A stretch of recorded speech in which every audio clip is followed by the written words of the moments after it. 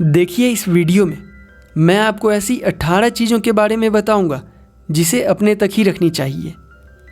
अब इससे पहले कि मैं शुरू करूं, ये एक सप्लीमेंट्री वीडियो है, इसीलिए मैं ज़्यादा डिटेल में नहीं जाऊंगा। चलिए शुरू करते हैं।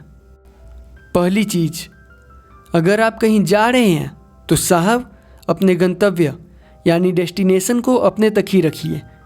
कई लोग ऐसा करते हैं कि कहीं घूमने गए या कि फिर कोई शादी पार्टी में गए, उसकी लाइव वीडियो बनाते हैं और इंस्टाग्राम या कि फिर फेसबुक पर अपलोड कर देते हैं, जिसका सबसे बड़ा नुकसान ये है कि अगर कोई नुकसान पहुंचाना चाहेगा तो बड़ी आसानी से पहुंचा देगा और आपको पता भी नहीं चलेगा कि आखिर ये बम गिरा तो आखिर गिरा कहाँ से।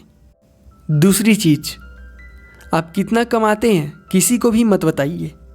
आपकी इनकम से लोग आपकी हैसियत तक का अंदाज़ा लगा लेते हैं।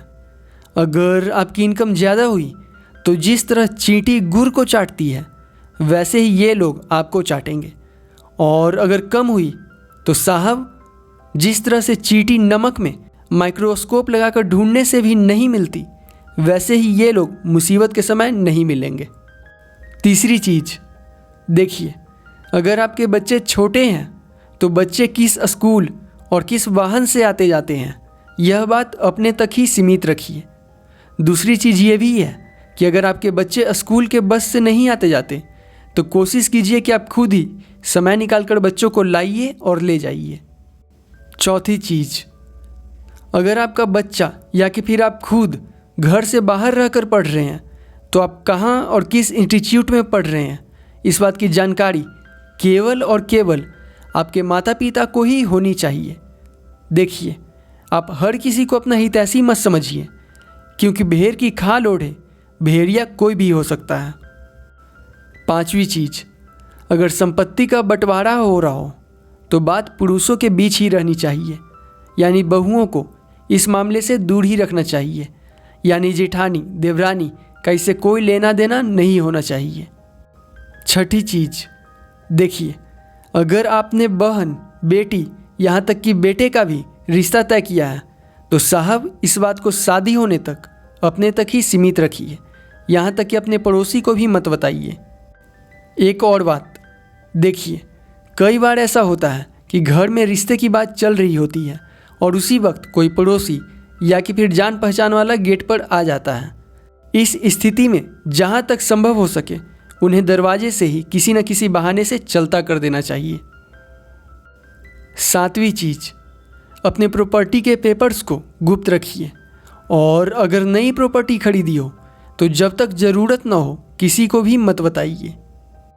आठवीं चीज़, देखिए, अगर घर का कोई सदस्य कोई गलती कर बैठा है, यानी किसी का किसी से बाहर में प्रेम प्रसंग है, बेटा हाथ से निकल गया है, पुरुष या स्त्री बदचलन हो गई है, तो साहब इस स्थिति में आपको कुंभकर्ण बनना चाहिए, विभीषण नहीं, और नीति के अनुसार काम करना चाहिए।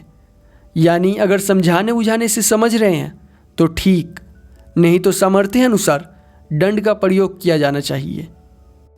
नौवीं चीज़, देखिए, कई लोग अपने कीमती गहने, जवाहरात, प्रॉपर्टी के पेपर्स घर में न रखकर बैंक के किसी लॉकर में रखते हैं। बहुत अच्छी बात है, लगभग सभी को ऐसा ही करना चाहिए, पर लॉकर के बारे में आपके बैंक मैनेजर और नॉमिनी के अलावा किसी को भी पता नहीं चलनी चाहिए। एक छोटी सी सलाह और है जो कि मैं आपको देना चाहता हूँ। देखिए, भरोसा किसी पर भी नहीं किया जा सकता, इसीलिए जब बैंक मैनेजर अपनी चाबी लगाकर वहाँ से हट जाए तभी लॉकर खोलना चाहिए। 10वीं चीज़, वैसे तो कर्ज लेने से हर स्थिति में बचने की कोशिश करनी चाहिए, पर आपने किसी से कर्ज या कि फिर उधार लिया हो तो किसी को भी मत बताओ। 11वीं चीज़, कहीं पर आपको किसी नौकरी का इंटरव्यू देने जाना है तो इस बात को पड़ोसियों और दोस्तों से छुपा कर रखिए, और यहाँ तक कि चयनित हो जाने पर भी तब तक मत बताइए जब तक कि ज्वाइन न कर लीजिए। 12वीं चीज़, कई बार ऐसा होता है कि टसन दिखाने के लिए कुछ लोग ढिंढोरा पीटते फिरते हैं कि देखो वो मेरी बंदी है, मैंने उसको सेट कर रखा है, और इस चीज़ का सबसे बड़ा नुकसान ब्रेकअप होने के बाद समझ आता है।